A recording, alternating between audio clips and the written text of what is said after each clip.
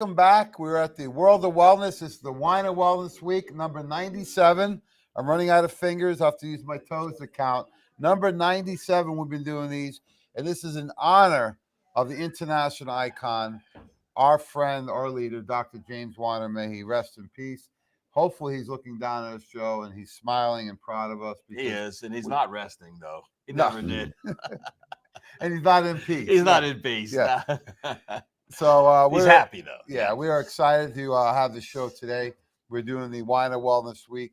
This is a culmination of the last 20 plus years when we first met, and we continue the legacy. And the whole goal of the Wine of Wellness Week is to help inform and empower people so they make the right decisions. However, people, even when they're informed and empowered, still may not make the right decision.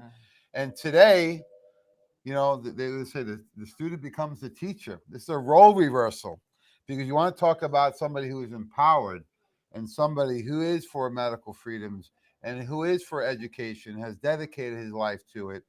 He's been a speaker for Nutritional Frontiers. He's been on the Wine of Wellness Weeks. He hosts the Robert Scott Bell radio show every day. This is a syndicated show with millions of listeners. I just got the Nielsen ratings in. Millions and millions. He's one of the top rated shows in the country. We're so blessed to be on there 1 hour a month. It's 4 o'clock on the first Tuesday every month. We will take it. So let's give a nice warm welcome back to Robert Scott Bell. How we doing, Robert? Hey, I'm just grateful that this is not one of the places that I've been banned. Oh. Never. One of the places. That means there's multiple places. Yeah. Well, the only way you get banned is if you do something really bad or something really good. And sometimes Yes. the really good is perceived as really bad. But, you know, you've been such a great leader in this whole movement that we're under, right? And I think in the last couple of years, now more than ever, it's really important that you become empowered because you would say, you know, health is a choice. So can you give everyone your background? Because your story is fantastic and the things you experienced at a young age that actually catapulted you to where you are now.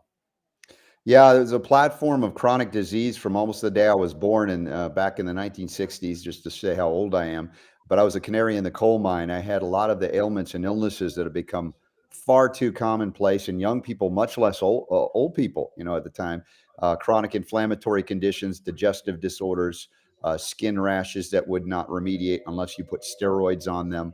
Horrible elimination patterns to the point of hospitalization with constipation as a child, if you can imagine how bad that must have been. And constant congestion, respiratory issues, allergies, borderline asthma.